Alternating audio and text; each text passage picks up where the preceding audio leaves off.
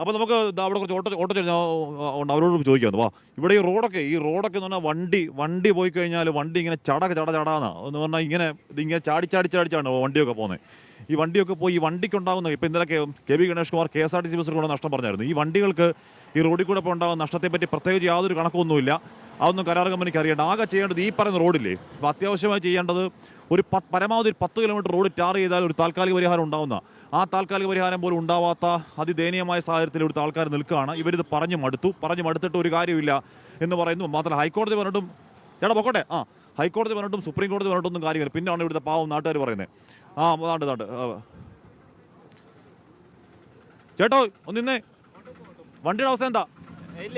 ബ്ലോക്കിൽ പെട്ടിട്ടുണ്ടോ? പ്രശ്നങ്ങളുണ്ട്. അല്ല വണ്ടിക്ക് പണി ഉണ്ടാവുന്നുണ്ടോ? പണികളുണ്ട് എന്ന് പറഞ്ഞാൽ ഈ കുഴിക്കകത്താണ് ഈ ചാടിയാ പോകുന്നത്. അതെ, ചാടി പോണത് കൊണ്ട് വണ്ടിക്ക് ഭയങ്കര പ്രശ്നങ്ങളുണ്ട്, പണികളൊക്കെ ഉണ്ട്. പിന്നെ ഇവിടെ പൊടിയുടെ ശല്യം ഭയങ്കര കൂടുതലാണ്. വണ്ടി പണിയെടുക്കാൻ നമ്മൾ തന്നെ കയ്യിൽ നിന്ന് കാശ് തരണം, ആരും തരത്തില്ല. ഇല്ല, ആരും തരില്ല, നമ്മൾ തന്നെ വേണം. വെള്ളമായ ചെളി അല്ലെങ്കിൽ പൊടി എല്ലാം കൊണ്ടും മഴയാകുമ്പോൾ ഭയങ്കര പ്രശ്നമാണ്. ചെളിയുടെ പ്രശ്നങ്ങളും ഭയങ്കര കൂടുതലൊക്കെ. അത് ഇവിടുത്തെ നാട്ടുകാരുടെ പ്രശ്നം. പിന്നെ ബ്ലോക്ക് ചേട്ടാ എന്താ അവസ്ഥ? എന്തോ ഇത് പൊടി കണ്ടില്ലേ? ഇപ്പൊ വെയിലുണ്ടായ പൊടിയിലാണ് ഇരിക്കാൻ പറ്റില്ല. റോഡിന്റെ ശോചനാവസ്ഥ വളരെ മോശം. അത് എത്രയും പെട്ടെന്ന് പൂർത്തീകരിക്കാനുള്ള പരിപാടികൾ ചെയ്യാം. ആരെങ്കിലും കേൾക്കുവോ? ചെയ്യൂ? എത്ര നാൾ നമ്മൾ പറയുന്നത്? 8 മാസമായിട്ട് കിടക്കുന്നില്ല. ആര് കേൾക്കണേ? ചേട്ടാ ഞാൻ ഒരു കാര്യം പറയട്ടെ, ഒരു 10 കിലോമീറ്റർ ടാർ ചെയ്താൽ താൽക്കാലിക പ്രശ്നം ഉണ്ടാവത്തില്ലേ? അത് ചെയ്യാത്ത പ്രശ്നം എന്താന്ന്? ചെയ്യില്ല. അതായത് 1/2 കിലോമീറ്റർ ഉള്ളൂ. 1/2 കിലോമീറ്റർ മാത്രം ടാർ ചെയ്ത് 2 ദിവസം ടാർ ചെയ്ത ഒരു പ്രശ്നമില്ല. 1/2 കിലോമീറ്റർ എത്ര രൂപ വേണം? അല്ലേ? ഒരു കാര്യം കൂടി പറഞ്ഞത്, ഒരു കാര്യം കൂടി, ഈ ഹൈവേയുടെ 2 സൈഡിൽ വ്യാപാരികൾ ലോൺ എടുത്ത് കച്ചവടം തുടങ്ങിയവരാണ്. ഇത് അടച്ചുപൂട്ടി പോകുന്ന അവസ്ഥയാണ്, ഗതികേടാണ്. എങ്ങനെ കച്ചവടം നടത്താൻ പറ്റാത്ത സാഹചര്യമാണ്. ഇത് എങ്ങനെ പരിഹരിക്കപ്പെടും? ആര് ഇതിന് ഉത്തരവാദിത്തം പറയും? ഹൈവേക്കാർ പറയോ അല്ലെങ്കിൽ കളക്ടർ പറയോ? ആരെങ്കിലും വേണ്ടേ? സംസ്ഥാന സർക്കാരോ കേന്ദ്ര സർക്കാരോ ജനപ്രതിനിധികളോ ആരെങ്കിലും ഇടപെടണ്ടേ? അല്ലേ?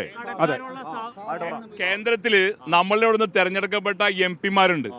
അവര് കഴിഞ്ഞ ദിവസങ്ങളിൽ 2 സഹോദരിമാർക്ക് വേണ്ടിയിട്ട് അവർ വളരെയധികം ശബ്ദമുയർത്തി. കേരളത്തിൽ ഇത്രയധികം ജനങ്ങൾക്ക് വേണ്ടിയിട്ട് ഒരുമിച്ച് ശബ്ദമുയർത്തുന്നില്ല. അത് മാത്രമല്ല, കേരളത്തിൽ നിന്ന് നമ്മുടെ അവിടുത്തെ കേന്ദ്രത്തിലെ കാര്യങ്ങൾ കോർഡിനേറ്റ് ചെയ്യാനായിട്ട് ഒരു ആളെ അവിടെ നമ്മൾ ഉണ്ട്, നിയമിച്ചിട്ടുണ്ട്. അവരവിടെ ഒന്നും ചെയ്യുന്നില്ല. അവർ കോർഡിനേറ്റ് ചെയ്ത് MP-മാരെ കോർഡിനേറ്റ് ചെയ്ത് അവിടെ നല്ല രീതിയിൽ സമരം അവിടെ കുത്തിരിക്കണം. നമ്മുടെ ഈ പ്രോബ്ലം മൊത്തം രാജ്യത്തിനെ അറിയിക്കണം. ഇത്ര മോശം രീതിയിലാണ് നാഷണൽ ഹൈവേ പണി നടത്തുന്നത്. പല സ്ഥലങ്ങളിൽ ഇവരെ ജനങ്ങൾ തടഞ്ഞ് ഇപ്പോൾ ഈ പ്രോബ്ലം നടത്തിയിട്ടുണ്ട്. ഈ നമ്മുടെ പാലിയേക്കര ടോൾ പിരിവ് നിർത്തിയത് കൊണ്ടാണ് ഇത് സുപ്രീം കോടതി വരെ കേസിന് പോയത്. ഇവര് കേസിന് ഒരു ഷാജി കോടങ്ങണ്ട നടന്നു അല്ലേ? കട നടത്തിക്കൊണ്ടിരിക്കുന്നതാണ്. ഏകദേശം ഒരു 250ഓളം കടക്കാരുള്ള സ്ഥലമാണ് മുരിങ്ങൂർ. ഇതിനോടനുബന്ധിച്ച് കിടക്കുന്ന സ്ഥലമാണ് മേലൂർ.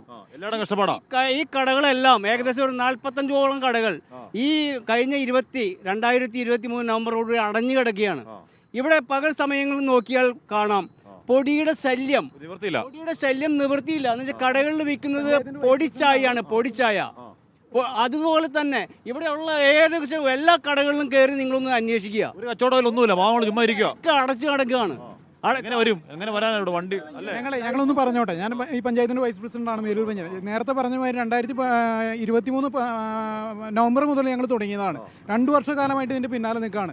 3 തവണ പൊളിക്കുന്നതിന് മുന്നേ 3 തവണ ഞങ്ങൾ തടഞ്ഞ ഇവിടെ സെന്റർ പൊളിക്കാൻ വന്നപ്പോൾ ഒരു പണിയും ചെയ്യാണ്ടതാണ്. ഞങ്ങൾ 1 വർഷം മുന്നേ മുതൽ പറഞ്ഞു സർവീസ് റോഡുകൾ പൂർത്തിയാക്കിയിട്ട് കാനകളുടെ നിർമ്മാണം പൂർത്തിയാക്കിയിട്ട് പണിയാവൂ എന്ന് പറഞ്ഞ് ഉറപ്പ് തന്നാണ്. കളക്ടർ അടക്കമുള്ള മീറ്റിംഗിൽ ഉറപ്പ് തന്നാണ്. ഈ പറയുന്ന ഇപ്പം ഇരിക്കുന്ന ആ പീഡിയാണ് ഇതിനെല്ലാത്തിനും തുരങ്കം വയ്ക്കുന്നത്. അങ്ങേര് ഈ കരാറുകാരുടെ ഒപ്പം നിന്നിട്ട് അവരെ സംരക്ഷിക്കുന്ന നിലപാടാണ് ഈ പീഡി എടുത്തുകൊണ്ട് പോകുന്നത്. ഇത് ഞാൻ പറയട്ടെ, ഇപ്പൊ ഈ റോഡ് പണിയത് കൊണ്ട് മറ്റുള്ള ഗ്രാമീണ റോഡുകളുണ്ട് പൊട്ടിപ്പൊളിഞ്ഞു പോയിരിക്കുക. ബ്ലോക്കാണ് അവിടെ കുണ്ടുകുഴിയ. ഇതൊക്കെ ഈ അതോറിറ്റി ഇത് ആര് നന്നാക്കും? നാളുകളിൽ ഈ ഗ്രാമീണ റോഡുകൾ കൊടകര മുതൽ പഞ്ചായത്തുകൾ എണ്ണി നോക്കിയോ, കൊടകര മുതൽ ഇങ്ങോട്ട് ഓരോ ഡിവൈഡ് ചെയ്ത് കൊടുക്കുന്ന ആമ്പല്ലൂർ എല്ലാ സ്ഥലത്തു നിന്നുള്ള ഗ്രാമീണ റോഡുകൾ പൊട്ടിപ്പൊളിഞ്ഞ് ഇത് നാഷണൽ അതോറിറ്റി ചെയ്യുമോ? ഈ സാധാരണക്കാരനായ ആൾക്കാർ ചെയ്യേണ്ട പണി ചെയ്യുന്നില്ല, പിന്നെ അത് ചെയ്യോ? അവരിത് ചെയ്യുന്നില്ലെങ്കിൽ ചെയ്യേണ്ട പണിയോ ചെയ്യണ്ടേ? പിന്നെ അവര് ഞാൻ പറയട്ടെ, ഈ റോഡ് ഞാൻ അപ്പോഴും പറയുന്നു ചപ്പാത്തി കരത്തിലാണ് ഇവർ പണിയണേ. ഈ റോഡ് പിന്നെ ഇത് തട്ടിപ്പൊളിഞ്ഞു പോയാൽ ഈ ഗ്രാമീണ റോഡുകളിലെ കുണ്ടുകുഴിയും അതിൽ കൂടെയാണ് ഇപ്പോൾ ആംബുലൻസ് ഒക്കെ പോകുന്നത്.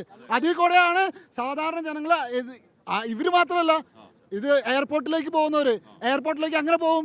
സാധാരണ ജനങ്ങളുടെ കഷ്ടപ്പാട് അറിയാൻ പറ്റാത്ത ജനങ്ങൾ ദുരിതം അനുഭവിക്കാന്ന് മാത്രമേ ഉള്ളൂ. കാനയുടെ സ്ലാബ് പണിയാൻ കഴിയാത്ത കമ്പനീനെ മേൽപ്പാലം അടിപ്പാദ്യം പണിയാൻ ഏൽപ്പിച്ചാൽ NHAI ചെയ്തത് കരിമ്പട്ടികയിൽപ്പെടുത്തിയിട്ടുള്ളവരാണ്. ഇവർ ഇതിനു മുൻപ് നടത്തിയിട്ടുള്ള നിർമ്മാണ പ്രവർത്തനങ്ങൾ എവിടെയാണെന്ന് പരിശോധിക്കണം. അത് മുഴുവനും വലിയ അപകടകരമായ അവസ്ഥയിലാണ് കലാശിച്ചത്. ആ കമ്പനിയെ ഇത് ഏൽപ്പിക്കും ആലോചിക്കണം. ഞങ്ങളെ സംബന്ധിച്ച് ഞങ്ങൾ കുറേ കാലമായി നിയമയുദ്ധം നടത്തണേ എല്ലാവരും. ഇനിയിപ്പോൾ കേരളത്തിലെ PW മിനിസ്റ്ററെ ഉൾപ്പെടെ കണ്ടു. അവർ ഇവിടെ ഇങ്ങനെയല്ല ചെയ്യേണ്ടതെന്ന് റെക്കമെൻഡ് ചെയ്തു. സ്റ്റേറ്റ് ഗവൺമെന്റ് ഇവിടെ